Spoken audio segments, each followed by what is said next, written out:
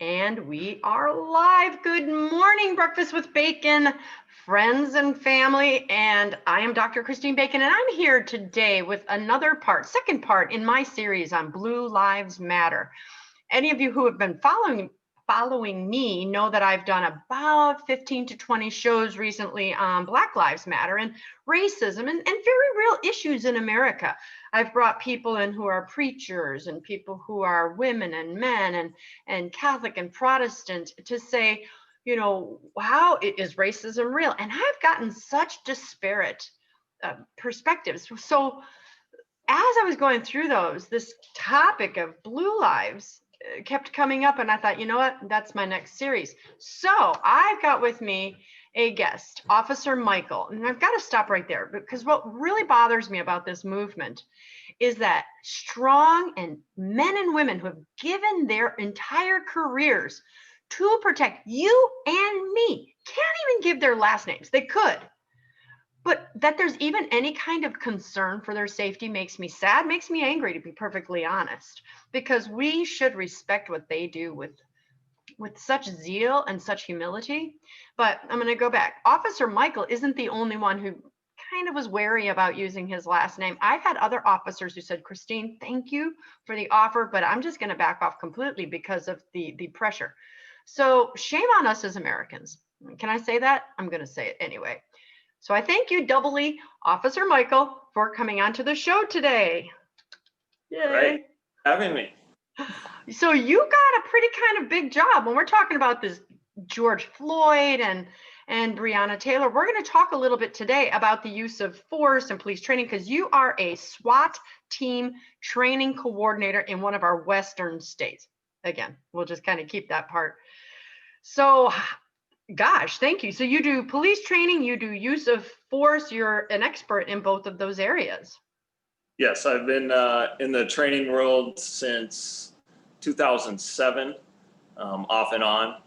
And I've been an officer since 1997. So after my first decade on the job, I figured I better start giving something back and help figure out how we can have better outcomes as police officers. So well, what do you mean by giving something back? Weren't you already giving back with all you were doing, or what do you mean by that?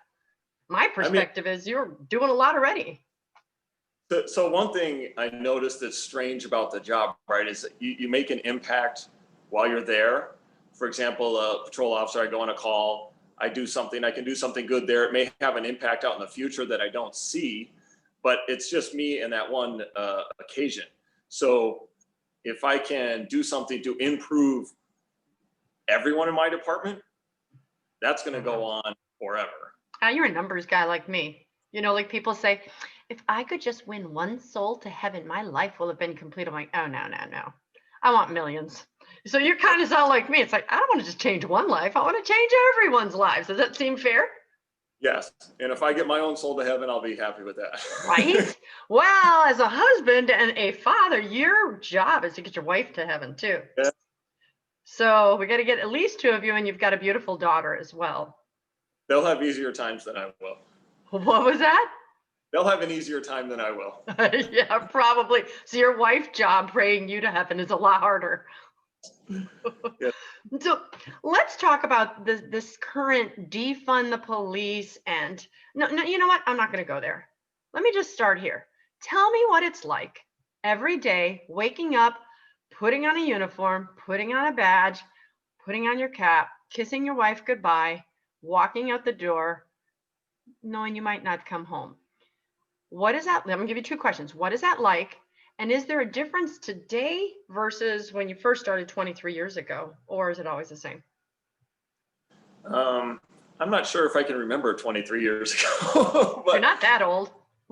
for me, it's always been slightly different because I've tried to have my faith imbue who I am. And I always try to remember that I could go at any time. Right? I could be sitting here talking to you. So I've never viewed what I do in my job as, oh no, I'm going from, perfect safety to something where I'm going to die. I think that would paralyze most officers and not even allow them to do their job, right? They're going out there because they want to do something good and help somebody, improve somebody's life, improve their community, do something good. So when your motivation is to do something good, you're usually not necessarily thinking of just all the bad outcomes that can happen.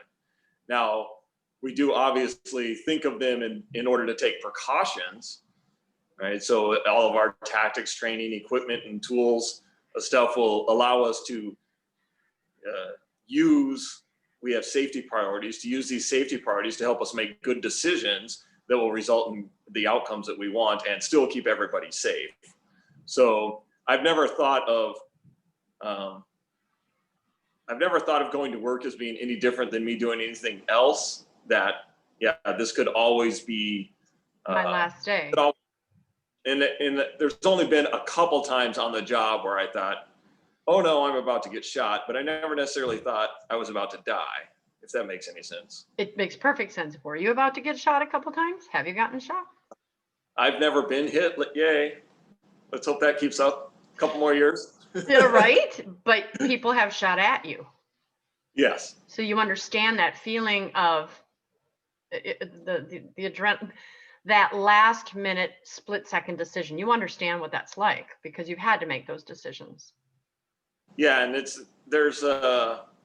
when you're under a time competitive or time compressed environment, there's not a whole lot of higher brain thinking necessarily going on. So you're not thinking any existential crises at that moment. You're trying to find ways to implement the things that you've been trained to get the outcome that you desire. So the decision making then goes down into stuff you've trained on.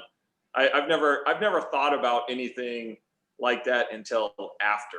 So it goes from logic to instinct, kind of like an NFL player or a baseball player. They run those plays again and again and again and again, so they don't have to think, so that it can be instinctual and you can make the right decision at the right time under the right pressure.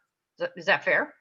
Yes, and so the science of what like the NFL is so awesome at, right, of how to train players and make them great at what they do, right? That science is somewhat further behind in the policing world than it is in the sports world, partly because, yeah, there's not as much money into the outcomes, right?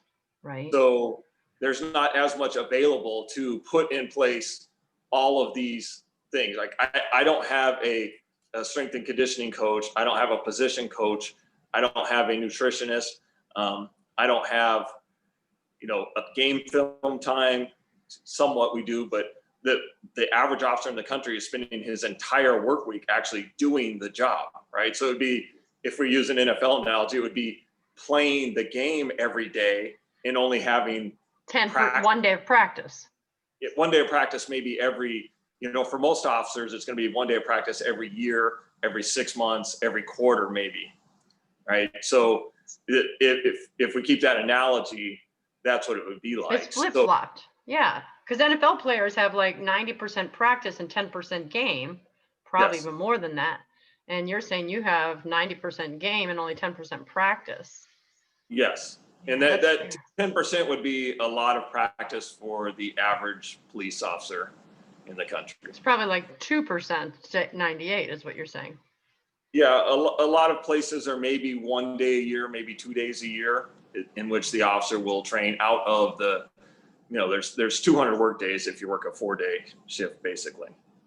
Wow. So that's how low it kind of is. Now, fortunately, officers do a great job of constantly briefing, debriefing, and learning. I mean, human beings are great at learning. So as long as we have officers that are perceptive, they're always trying to learn, hey, what went well on that one? Even from day one, you're in the car with the trainer after your basic academy.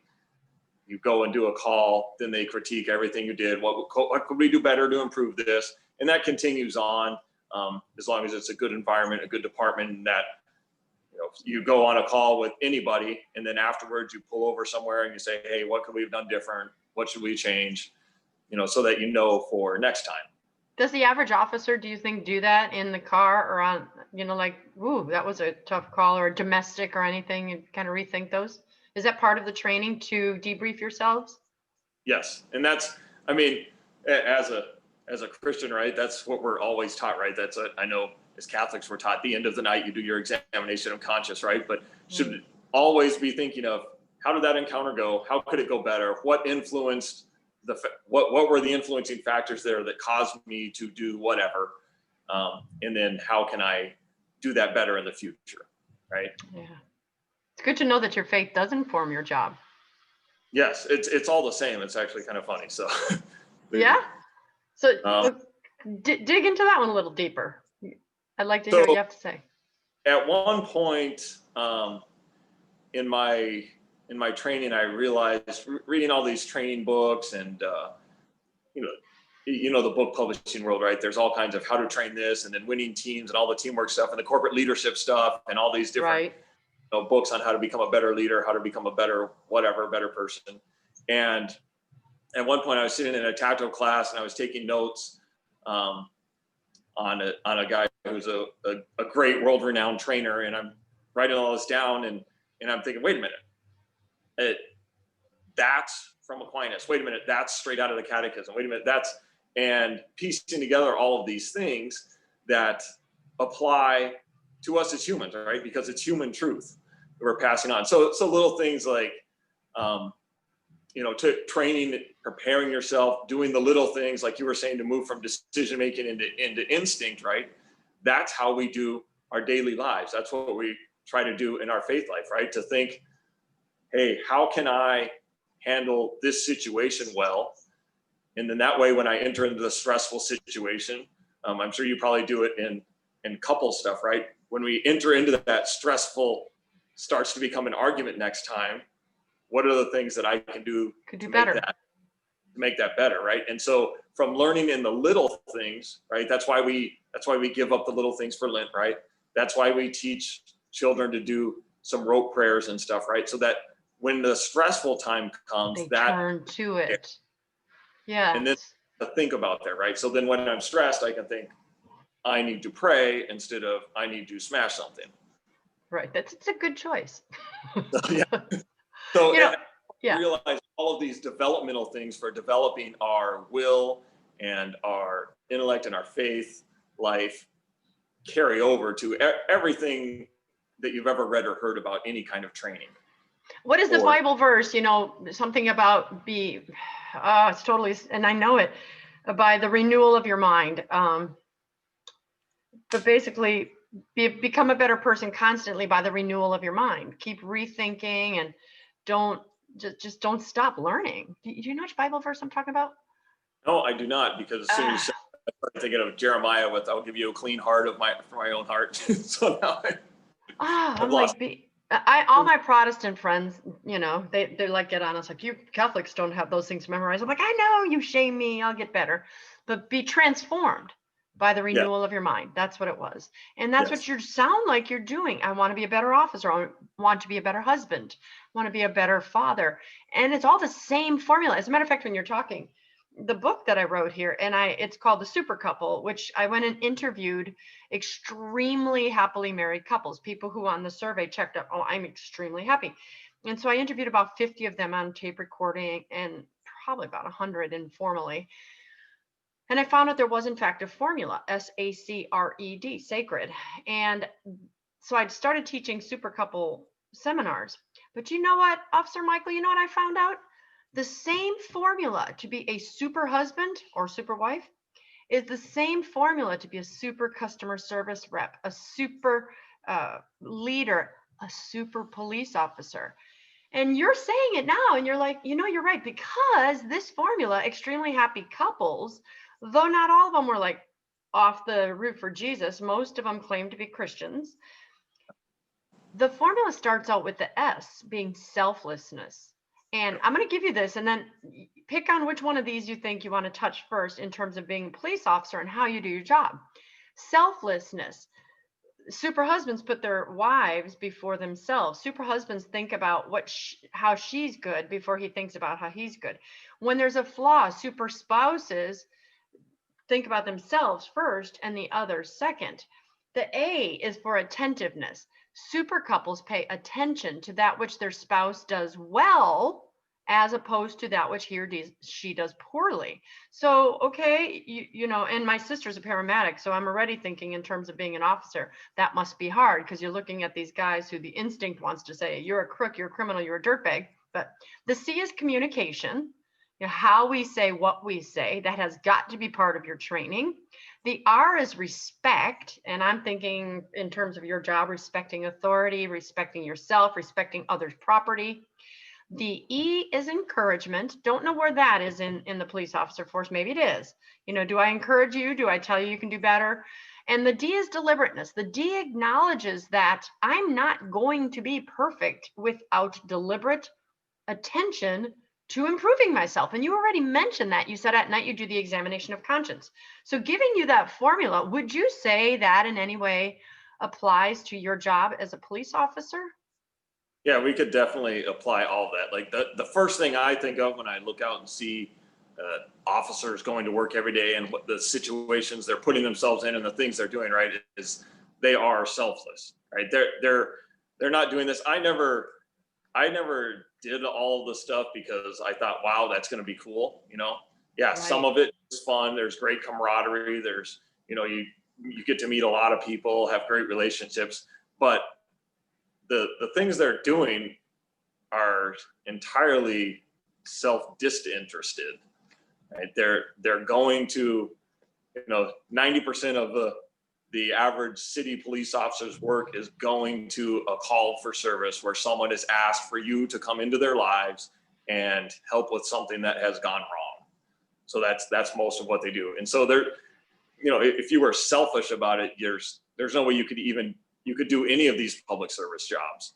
So you always have to be focused on the others. In fact, when we prioritize safety, when we're making critical decisions under life-threatening circumstances, we always put, the people who have the least amount of control over the situation at the top. So hostages would be the things that we're going to put first in our decision-making model. Then we'll put, other people in the area, right? And then we'll put people further away, and then we'll put officers down at the bottom. So, I mean, it's the very models that we use for decision-making to train them what to do are by their nature. Selflessness. And why, right? That's because that's what it means to be police officers. That's what we put in, statutorily to make police officers, right? That's what it's honestly what we're paid to do, right? But also do it anyways. So definitely very selfless. Attentive. So when you said that, I was thinking, you actually really have to be attentive to other people's needs, right? That's the whole job. You're responding to, hey, this person was just victimized, or this family is in crisis, or this guy is, having a really bad time. He's in some kind of emotional crisis, or whatever it may be. When you start getting, a little more global, if you're talking about, hey, this thing is going to cause a hazard to the community, right? I notice a broke down car on the freeway, right? The officers that work freeways are going to want to remove those pretty quickly because it could cause an accident for someone else. So unsafe conditions like that you see, you have to be attentive to actually doing something about them. The whole job's communication, right? That's one of the hardest things to learn when you're coming from a really young kid to being thrown out there. Is you have to learn how to communicate with everybody. With the officers, with the victims, with the criminals, the perpetrator, the perps, as you guys say. Wait, I mean, it's all different ways to communicate with each of them too. And we're used to growing up. We all grew up in some socioeconomic strata with a certain group of friends, right? For most of us, it's probably most of our friends, right? But to be outside of that then, and then to have to communicate with everybody from all different backgrounds, all different socioeconomic groupings, all different philosophies and ways of life, and you still have to be able to communicate with them, is one of the most important things you have to learn, and one of the trickiest things to learn when you're starting. Well, I got my PhD in it, and I still need every day to rethink about how I said what I said, It's one of the reasons that a lot of agencies in the country that have jail systems, like usually county agencies run their own jail systems. they'll have new officers start in the jails for about a year or so that they can actually learn how to talk to everybody.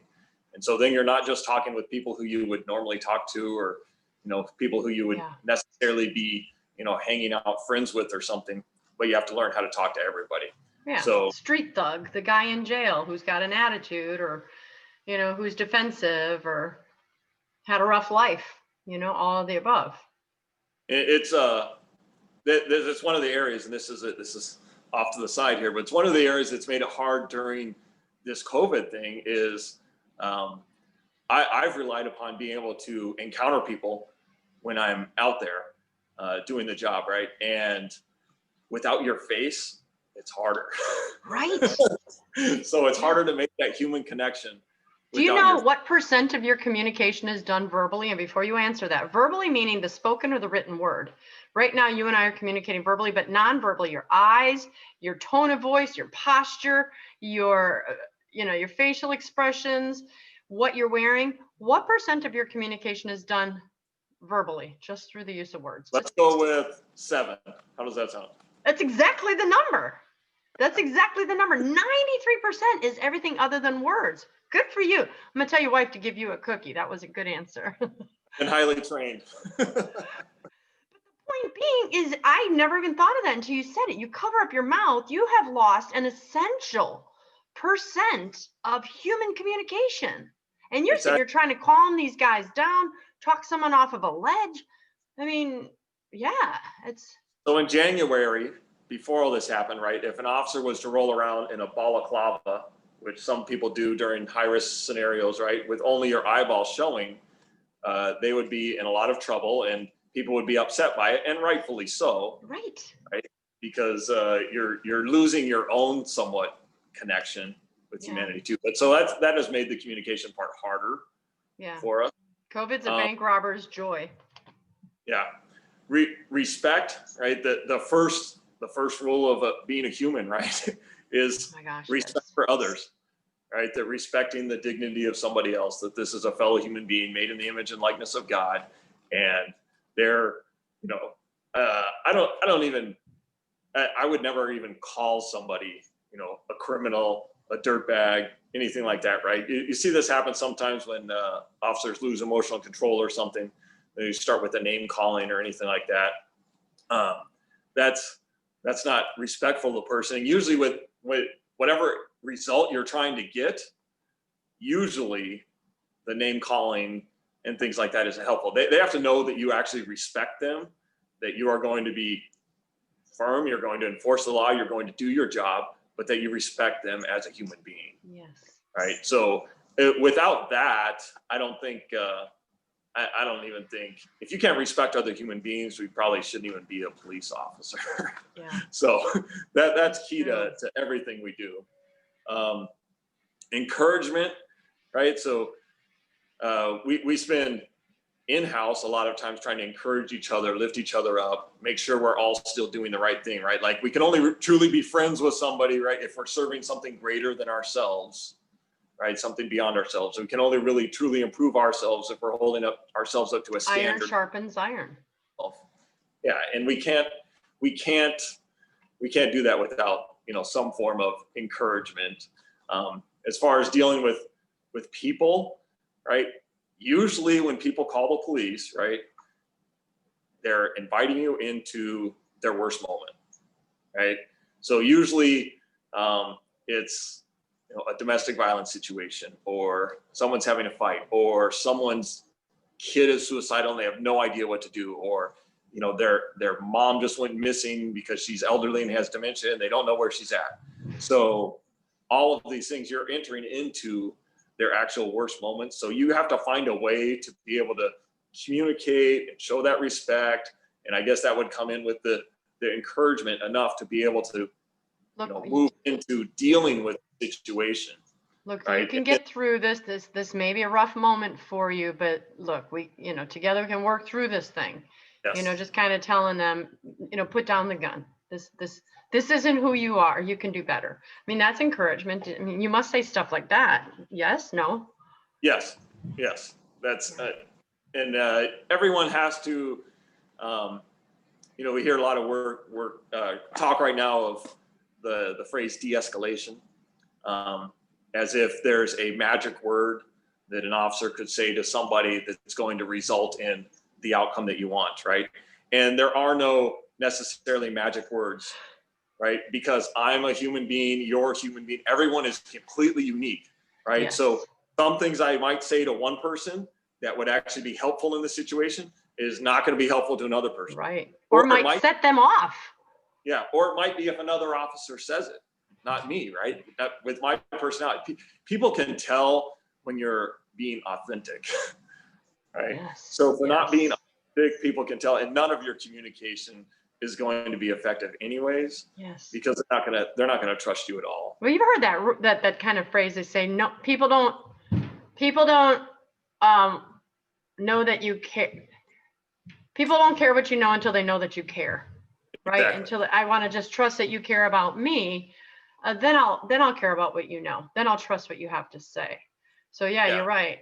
So one of the first things you said that really resonated with me was that if we had the money the NFL had, then we could have this. And I thought to myself, wow, what screwed up priorities we have, right? And when we're giving millions of dollars to athletes, and police are sitting here scrounging just to get the protective uniforms that they need. And,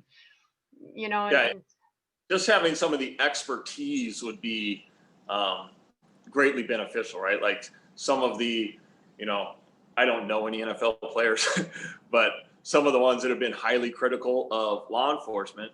Hey, are you taking some of the stuff that you know about how to be an expert at your job, about how to uplift yourself as a human being and become great at a certain task, and how to try to limit mistakes and how to bounce back from mistakes quickly and get back on the right track? Are we taking that into these organizations you're critiquing so much, and telling how, here's how we do it. How can this apply? How can we help? Right? Because that kind of stuff is what will, the officers all want it. These are all, great people who enter this job for selfless reasons. Which another thing that I hear sometimes, about bad apples, right? And there could be every now and then someone that comes in that may be a bad apple, but most of the time what we're seeing is a human being who, in something that goes very wrong, made a bad decision.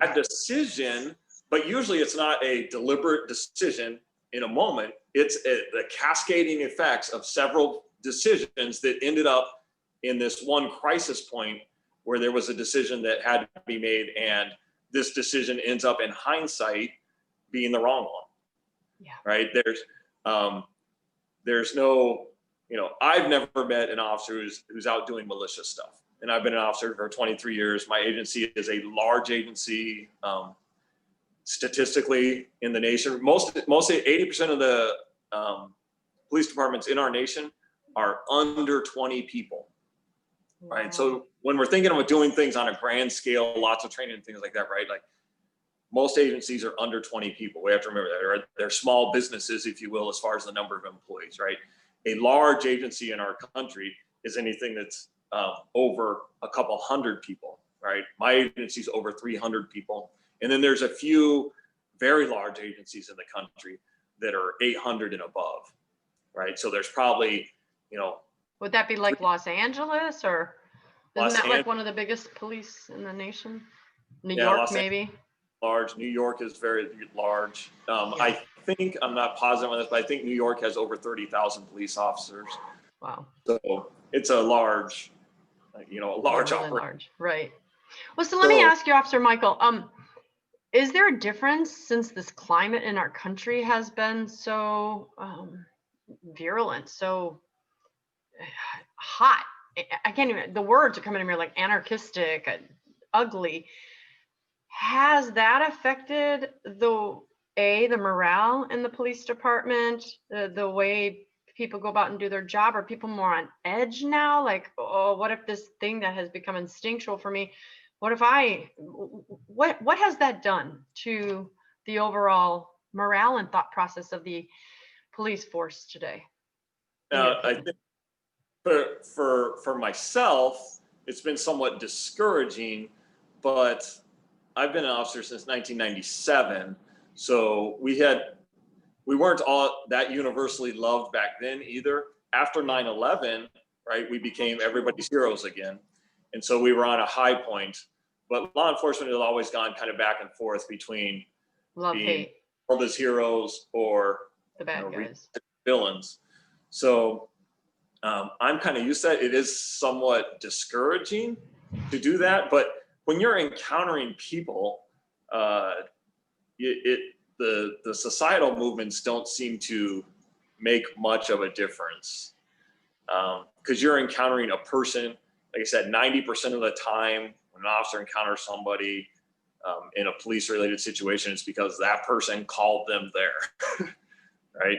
Yeah. So they were asking for the police to be involved in whatever was going on. So I haven't necessarily noted a difference in the way people behave towards us.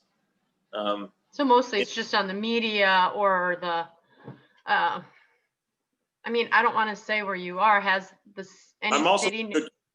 So I work in a good community. We have a very supportive public. The things that the media would never show you is that, every day someone is stopping by the police department, dropping off a card or they'll try donuts. Don't forget the donuts. Kids will bring cookies. This happens on a daily basis, right? So you at least have that support. We have a really good police chief who stays very involved with the community, and so he's always makes it a point to make sure the officers know all of the support we have. So they always put that out there. That our mission in our department is it's very short, and I'm not going to say it because it'd be easy to just find our department, and I do not represent them when I'm talking to you here, but it's community focused, right? It's on making sure that our community is a place where people can actually go about their lives. So very short mission statement, and that's selfless. And so it's been somewhat discouraging when you turn on the TV. Most officers learn very early in their career that if they see, if they were involved in an incident and they watch it on the news, they know, hey, that's not even the same incident. So most of them know that the media just kind of sells their own story, but it is somewhat frustrating to see a vast majority of the country being sold narratives that just aren't true. Right. So that's been. Can we go there? So for those who maybe forgot what I said in the beginning, you are a SWAT team training coordinator. You are an expert. You're considered an expert in police training and the use of force. Let's just kind of go there. Can you tell us what are some of the things that officers are trained to do that is pretty much around the country acceptable?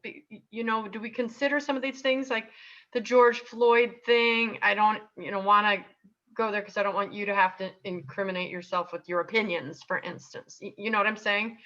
But how fine-tuned, how good is that training? I know you give it, but you know what I'm saying? Can you kind of put us in that training? So am I making myself clear? I'll go with it.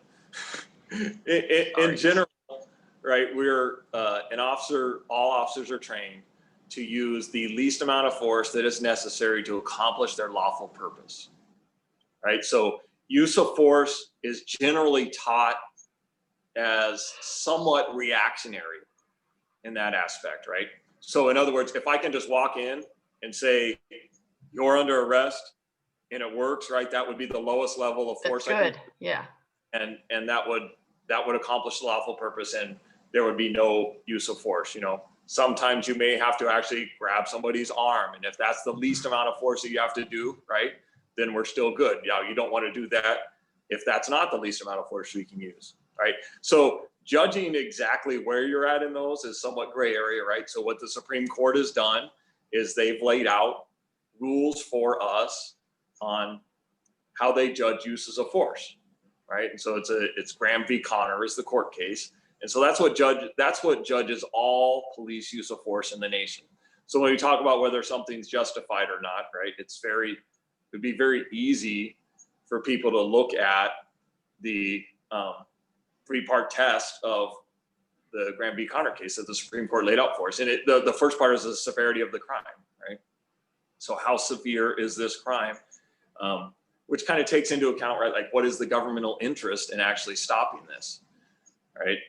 So a very severe crime might end up having more force used that you would not use at all on something that's not a serious crime. Yeah, a child who stole a pack of gum. You're a teenager who, Yeah, so you wouldn't want to hit a child who stole a pack of gum with a taser, right? Whereas, if you're chasing a homicide suspect down the street and you have to use the taser, right, that's going to fit the severity of the crime, right? And then we're going to look at any efforts to escape or flee or get out of custody from the person, right? Are they attempting to actively prevent themselves from being arrested, right? Are they fighting back? Are they running away, right? That goes into your use of force too. If they're just submitting to threat, obviously you can't use force against them. That would be unjustified use of force there, right? And then is anyone else endangered by this, right? Are the actions that are going on creating danger to me or to anyone else, right? So that's why if someone was, for example, stabbing you, I would be justified in using deadly force to stop that, right? I have a serious crime. It's ongoing right now. If I don't do something right now, you could die. Right. And the person is, actively doing things to prevent me from arresting them.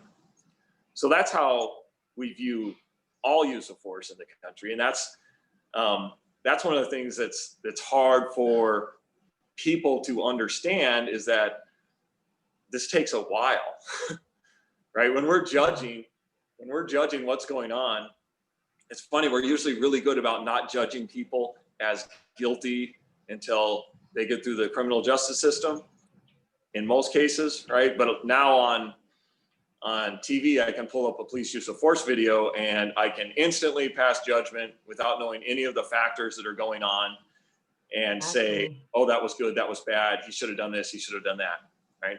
Right. Which is why the Supreme Court makes it very clear that the 3 parts of Graham v. Connor, but then they also say you are not to judge the use of force through the clarity of 2020 hindsight, right? That we're supposed to always understand that the events are uncertain, ambiguous, and rapidly unfolding. So that's the way the courts look at stuff, and it takes a while for things to go through court. So that's one of the frustrations I think currently publicly, is when people see something that looks egregious and disgusting, they form their opinions. And then we're humans, right? So we want to see the justice right now, right? It's just like you don't punish your kid for eating the cookie last week next week, right? We want to see justice more closely connected with the harm time frame. Yeah. Crime.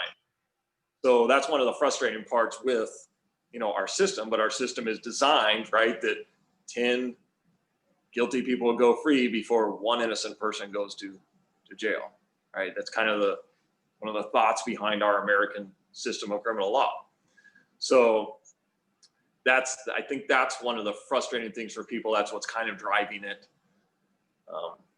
is a lack of understanding, and then a rush to judgment, and then a frustration that there can't be instant results, because everything else is instant, right? Right. You're right. And I think we lay people don't have really any idea or full idea of what are some of the things you have to deal with, it, which is why I wanted to do this show, because I think about, your wife,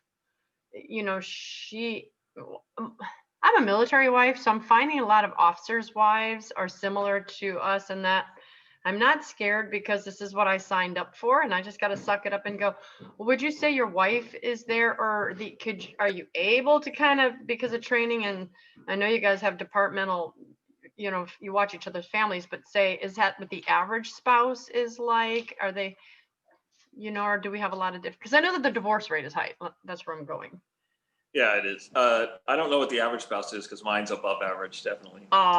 See, you're a super couple. But if she were here, would she say, you know what? No, I'm not scared every day.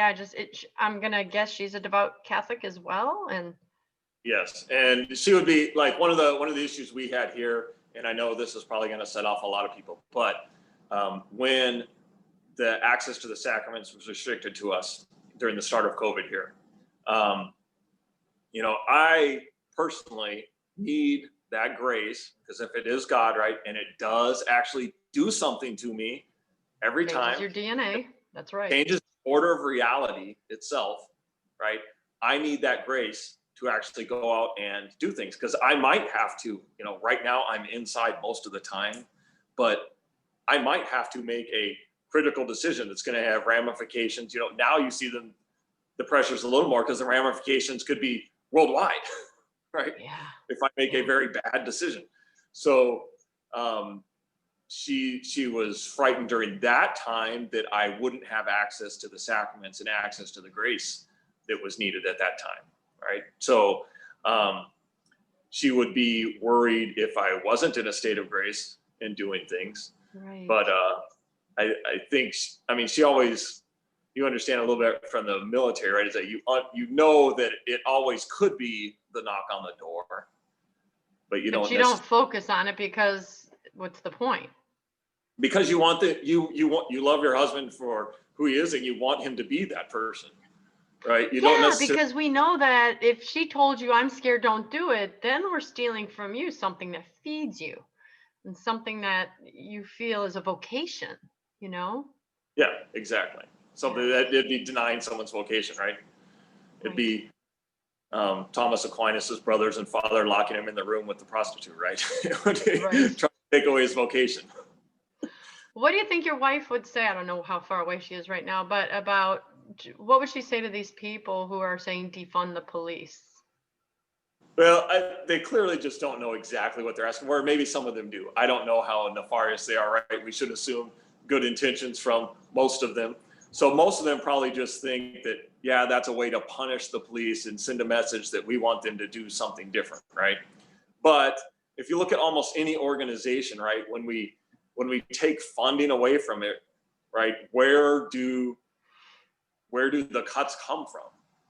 Right? And so most law enforcement agencies, the first thing that's going to be cut is because I can't do without putting people out on the streets and answering police calls, right? That's the core mission, right? So what's going to be cut is going to be training, budgets, equipment. You may not have the best new gadgets that work better. You're going to cut support staff. You're going to cut jobs that involve long-term policing stuff probably. And eventually you're going to have less officers out on the street doing the job. And then you start, instead of being able to respond to everything, you start having to prioritize and say, hey, no, I can only go to, this level of crime where we Right. don't even have to be able to send you to your, things the community wants. Like in our community, they like police officers to show up for traffic accidents and things like that. So, in a smaller agency that loses funding, that might be one of the first ones to go, right? So you will lose services, right? And you'll lose quality of training, and you'll lose equipment. We'll have more of these George Floyd situations of I wasn't trained properly, or they were, but their instincts went awry because whatever. Again, Right. not that I'm condoning any of that. I hope that didn't come out sounding that way. What would you say? I know you're from a large police force, a bigger city in our country. What would you say then? Have you seen racism in the police force, and how much is it a big problem? You mentioned earlier the bad apples. Is that something you see frequently, and what does it look like?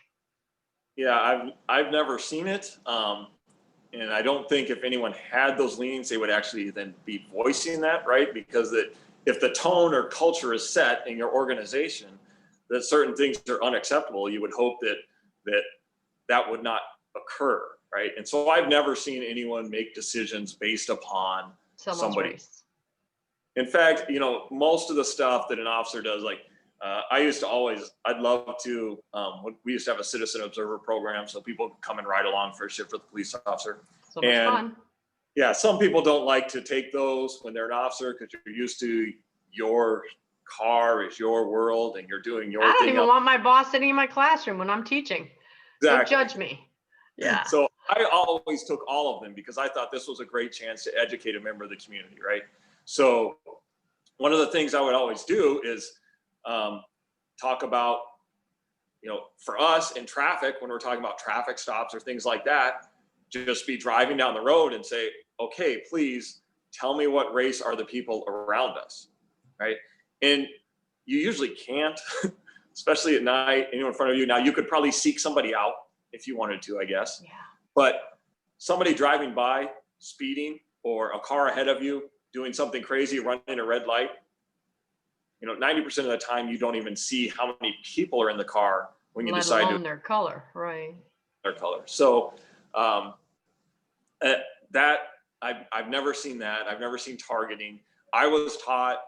It was funny. I was listening to what was the name of the DC detective that you had on one of the shows a little while The ago? female. It was a female, right? Was there? That wasn't Rita McCoy, was it? Yeah. Might have been. Yes. So, but she told a story in about early traffic stop she made. Remember about a lady driving the wrong way down the street. She had a big hat on, and she went up, and she was just going to give her a warning. Right. And then the lady cursed her out so much she gave her a ticket. That's right. So I remember that. one of the things I was taught by one of my first trainers, right, was, hey, when you see the violation before you stop somebody, you decide then if you're going to actually write this person a ticket or not. That way, none of your own biases or the way Yes. they're acting or whatever is going to lead you to change what your So decision was at the moment. how can I get out of speeding tickets then? Yeah. Shoot. We're gonna have to do another show on that one because I need to figure that out. I'm just kidding. Someone can turn your chronometer down so you think you're speeding or not. I could try that. I'm naturally blonde. I'll tell my husband.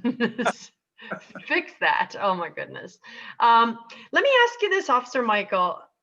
What is the most rewarding thing, looking back 23 years, that you have ever done, or a story of, I made a difference in that life? Probably, I don't know. So this is one of the other funny things that happens is every now and then I'll come home and I'll tell stories and stuff, and every now and then my daughter will say, "Hey, Dad, tell this story," and I'll say, "I don't remember that story, honey." And then she'll tell it, right? Right. So some of them you can't always remember. Well, what's coming to mind right now when you say that is I remember one day we were on a training day with the SWAT team, and a domestic violence call kicked out, and it was a guy and a girl and a baby, and the girl had come in and she was upset about something. Who knows what was going on in the backstory, but so she pointed the gun at the guy, threatened to shoot him. He ran out of the house. She went back towards where the baby was, and then he heard gunshots. So we were since we were there really close, we were able to get there and go in and start looking through this house. And we get to the end of the hall, and there's two bedrooms. The doors are facing each other, one on the right, one on the left. And I was a couple guys back, and I remember they opened the first door on the right, and that actually ended up being the master bedroom. And this poor lady was sitting there, still sitting kind of up in the bed, but with, she had obviously shot herself through the head there. So she was dead there, and the baby wasn't right there. And so I thought, oh no, because I'm next to go in this room, and I thought for sure when I open this door, I'm going to see dead baby, and I really don't want to see dead baby today, but so I open the door and I go in there, and the little kid is sitting up in the crib just crying. So yeah, so I scooped him up, or her, I don't even remember, but ran her outside and handed her off to somebody else. And so that was like one of the most relief moments I ever had. I was very happy to see a crying kid at that moment. Wow. And you're happy about that. My mind keeps going to again and again and again, because my sister's a paramedic. And so she'll tell us stuff privately that, you're not going to make public knowledge. And the things she's had to do, it's not even a joke, but the way we phrase the brains she's had to scrape off the sidewalks. And I save marriages for a living. I can't even comprehend the things you have to see every day. Like Officer McCoy, when she was on it, she walked into that house where they had microwaved the baby because she was on crack, and she, I'm like, and you guys can tell it with more of a, okay, matter of fact, but that's your protective factor. You have to,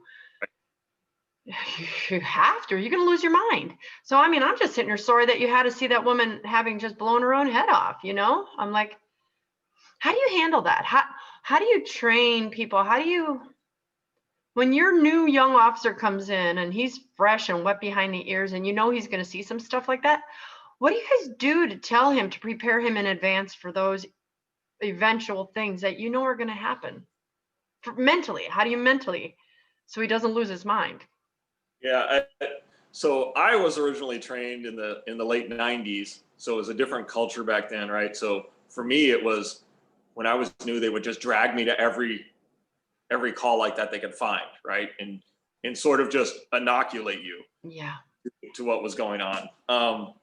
I don't know if that was the best idea, right? Or the best practice.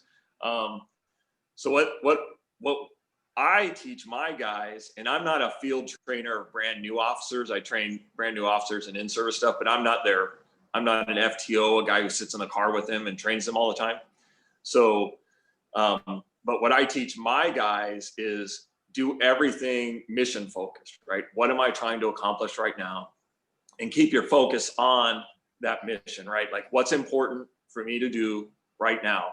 And if we keep that mission focus, you can, somewhat block out the disgusting parts, the horrific parts, the gross parts, for that moment, right? But it still takes a toll on you, right? That's why you still see, like you mentioned, divorce rates, right? PTSD. Look at, yeah, and in general health problems, right? Like officers are generally, in most of the studies, you find dying a lot sooner than their peers. Are they? So yeah, if you look that up, there's no super conclusive evidence, but every study that's been done kind of shows that, yeah, you're losing life expectancy by doing this job. And who knows why, variety of. Well, I mean, about cortisol, right? I mean, cortisol is a stress hormone. It shoots up with adrenaline during these high pressure situations. And if you're staying up there all the time, it is absolutely eating away. Yeah. It's like an acid just eating away at you. So I didn't know that statistic, but it makes sense to me. Yeah, if you look at some of the work from Dr. Kevin Gilmartin, and he's studied this in police for decades. But that's one of the things he talks about is you're staying in a hyper alert state all the time, right? Because when you're out there, you are doing, what you said before with your observations, attentiveness. You are trying to keep yourself up so that you can see what's going on. You can react to things. You can see if there's, hey, this looks unsafe. Hey, this looks wrong. Hey, what do I need to do here? And then when you're off, right, you lose the baseline. Most people are baselined all the time, and then they have a stressor or something, and then they can return to baseline. Well, when you're here all the time, right, you can't sustain that, right? So you crash and you go below most people's baseline. And so sometimes, according to Dr. Gilmartin, is that you will start to associate this crash that you have when you're off with being at home or not being at the job or something like that. And so then you can have, some associative or dissociative problems with family and friends, find it hard to connect with people, things like that. And he attributes that somewhat to staying up all the time, trying to force your body unnaturally to be alert 40 hours a week. Yeah, like the military guys. Let me change trajectory a little bit here. I know we're coming closer to the end, but you already said how your faith informs you as a devout Catholic. Have you ever had an opportunity, and if you can't answer this because you don't want to get in trouble with the department, don't, but have you ever been able to lead someone to Christ because of something you did, like a colleague or what's the word I'm supposed to, I don't want to call them perpetrators or criminals. What do you call the people you're arresting? Yeah, we just call them the suspect of a crime. Suspect. Okay. So yeah, have you, or even gone to jail and seen someone that you arrested and had their life changed around? Have you ever had that experience? One that's popping to mind right now is one of the things I always did last time I was on patrol. But my last patrol shift was from 2012 to 2015. And I remember one somebody who had frequent contact with the criminal justice system, and I arrested him one day. Nice way to phrase it. Yeah, one of the things that I always did was I had our local Catholic radio station on, and would listen to that during the day during my shift, and it happened to be rosary time. So we were talking, and we got in the car. I'm like, hey, it's time for the rosary. It's on the radio. He's like, oh, okay. I said, you don't mind if we listen to this, right? And he's like, no. So he sat in the back with his head down while they said the rosary on on the radio. Right. So we never know the effect we're going to have on somebody, right? You may get a card or a letter from an innocuous contact that you had, and not you didn't think anything of it at the time, right? But someone was in a bad moment thinking, wow, this person actually respects me. That's one of the are you a Fahrenheit 451 fan? Am I what? Do you like Ray Bradbury's Fahrenheit 451? Oh, go ahead. Yeah. We were just doing it in one of the book studies I'm in, and we were just talking about how, if you remember the Guy Montag or the protagonist, he was talking about he had this encounter with a young girl that completely changed the trajectory of his life and his worldview, right? And one of the things he said is, she was the first person I ever met that seemed like I really mattered, right? And so that's what we try to do when we're contacting people. That's when you're trying to make connections with people so you can talk to them, whatever it is. Whether you're trying to help them through a situation or whether you're trying to arrest somebody or something like that. So letting them know that that they're a person, right? So I have no idea if, we're just all a drop in the bucket of, God's pulling everyone more than we will ever be. And you don't know necessarily who Not the yet. last. Not yet, right? One You'll know plants, one day. one waters, another harvest, right? Right. Have you ever gotten one of those cards that said, thank you, you changed me, or, you picked me off from my worst moment? Have you personally gotten one of those?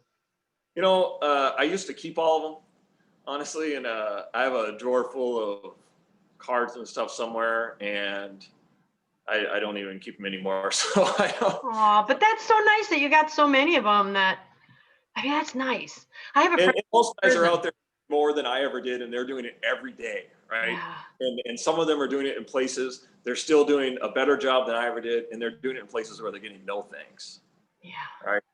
So that's, more power to them. They're doing great at that. And so I try to remember there's lots of guys out there doing much more important stuff and much better stuff, and they're doing better at it than I ever did. That's right. Don't think about yourself. Think about the other. I have a friend who's in prison in Green Bay, Wisconsin, and he killed a woman. I don't want to say murdered. It was homicide, but he was absolutely out of his mind, alcohol. And I went to school with him, and I love him. He's a good guy. And people are like, how can you call him a good guy? It's like, because I know him. And I knew him when he was in kindergarten, and I knew him when he was in 8th grade. And, people are always quick to judge until I say, well, were you there when he was being sexually molested? Were you there when his mother, who was known as forgive my language, a bar whore, she'd provide sexual favors for free beer, and she would drag my friend with him, and he was 5 years old, 6 years old, and the things that I've heard that he's done. So when I tell people about the things he's been through, they're kind of like, ooh, and I'm like, that screws with your head. But he's in jail now, and it's so funny. His name is Danny, and I say, Danny, because he turned himself in. He even the defense attorney tried to say, well, maybe this happened or that happened, and they wouldn't let him talk. And first thing when I visited him, he was like, that's the lie. They made my victim, her name was Rhonda Lynn. He said, they made Rhonda Lynn look bad. It was me. And I wish you would have let me say that's not what happened, blah, blah, blah. So the first day I visited him in prison, he's like, here's the truth about everything. And he vowed in prison, he said, I will never take another drop of alcohol, because that is what got me to that. And, he's been offered hooch and everything. And he's like, I'm not doing it. He is an absolutely changed man. And he talks about devout Catholic as well. And so when it gets tough, COVID has been miserable for these guys in prison, and he doesn't complain except to the fact that he's going through depression. He's like, I should be here. It's my fault. And He goes, but being locked up is so cruel. It's isolation. You're in your cell. He'll go weeks and weeks and weeks without leaving his cell, this tiny little cell. And I bring him up because he's like, but now we can email. That's a new thing, thank God. And he said, but you always remind me, Christine, he's like, you always remind me. And now it's become my mission that I have a mission field in here. He goes, I wish he said, I never really turned from my Catholic faith. I just never I stopped paying attention to God. He goes, because I'm like, Danny, you've got access to men who've never heard about Jesus, who've never gone to a Catholic school, who've never said they've been sexually abused like you, but you can take them someplace. And so he sees it now as his mission. So on Thanksgiving, when they get something other than slop, he fasts, or he'll give his food to another prisoner. He said he'll give his like Rice Krispie treat. Someone would be like, dude, it looks so good. You want it? And he's like, you giving it to me? He's like, sure. He goes, I just want to, or the pickle. He always says pickles. And he wants to give it to one of the other guys. He said, hopefully, and this is not about me, but I was the first one to write him when he went to prison. He goes, hopefully I can be to some of these guys like you and your mom were to me when I got in here. And we made him feel like he had a value. And he's doing the same to these guys. And just like you've said, Officer Michael, it's not me, it's the Lord. The Yep. Lord is saying, Christine, you're nothing, but I love you. That is God working through me and through you. And he wants you to continue to be his eyes, feet, hands, mouth out there. And no matter what, those people, those suspects, they're still, like you said, made in the image of and likeness of God. And they've got value. And hopefully you can get them out of that dark place that they're in, that got them to do whatever it is they're doing, and take them to a place that they don't even know that they're capable of being, I really like one of the issues we have currently in society. You were talking about how the defense attorney wanted to portray the victim as the problem in your friend's encounter, right? He's like, she had nothing to do with it. Right. So in order to do anything, we have to take responsibility for our own actions, right? So we need to be introspective enough to be able to think that when something bad happens to us, right? Did I do something wrong that caused these things to happen, right? Did I just roll into the liquor store, grab a 40, point a gun at the guy working the counter, and then run when the cop pulled up out front, right? Have I added to what's going on in this situation, right? And if we can't get to where we're never going to take responsibility for any of our actions and how they do anything, right, then everything's always going to be external. It's always going to be someone else. I have no control over what the world is doing to me. Right. Someone else caused this. This could have happened to anybody. And, a lot of times it couldn't happen to anybody because I did X, Y, and Z to get myself there. Right. Right. Christine wasn't in the drugstore with the 40 and the gun pointing at the guy. So yeah, I'm not really going to find myself in that situation. Right. She didn't have the same problem I did. So we also have to remember, right, that part of showing somebody that you respect their dignity is also knowing that they are also then accepting the natural consequences of their actions, right? So letting them actually face some of the consequences of their actions is part of the whole respect thing, right? Yeah, it like is. You stole from somebody, you have to pay it back, right? That's part of how we are designed and part of what's good for the human person, right? Yeah, it is. It is. Look, we're running low on time. I got two. They're not questions. One of them is a fill in the blank, and the other one just answer this or kind of respond to this. The first one is, when I die, I will know I have made a difference if I see my wife and daughter with me in heaven. Hopefully I get there, but Right. I'm there, and then I have them with me. Excellent. My second thing, because I don't like to do these radio shows and have people go, oh, that was really nice, and then leave, unchanged. I always like to change people, and to do that, I like to give them actionable steps. So respond to this. Name one thing you'd have our listeners do differently as a result of something they heard today. Gosh, get all giant on me here. Count on me. That's my brunette roots. Let's all just start picking one thing from each day that we've done that made somebody else's life harder, right? And acknowledge that. Oh, wow. Wow. That challenges me. What did I do to make someone's life harder? That's like my husband's the only one I hang out with. So I'm like, what did I do to make his life harder? I'll And just have to apologize for it. this one. This one. That's a good thing. I appreciate your time. I'm, again, taking you from your family. I know you worked you just left work and came in. So it I means left so a little much early to me. so we'd have time for this. So Huh? I left early so we could get Okay, this done. good, good.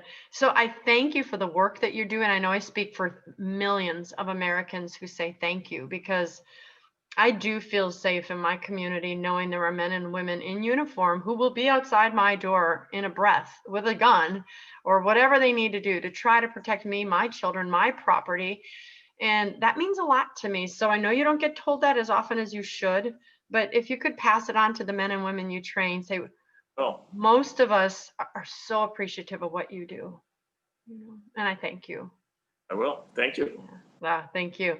Is there anything else that you want, anything you want me to connect to or to tell our viewers, where to go, what to turn to, become, any final words?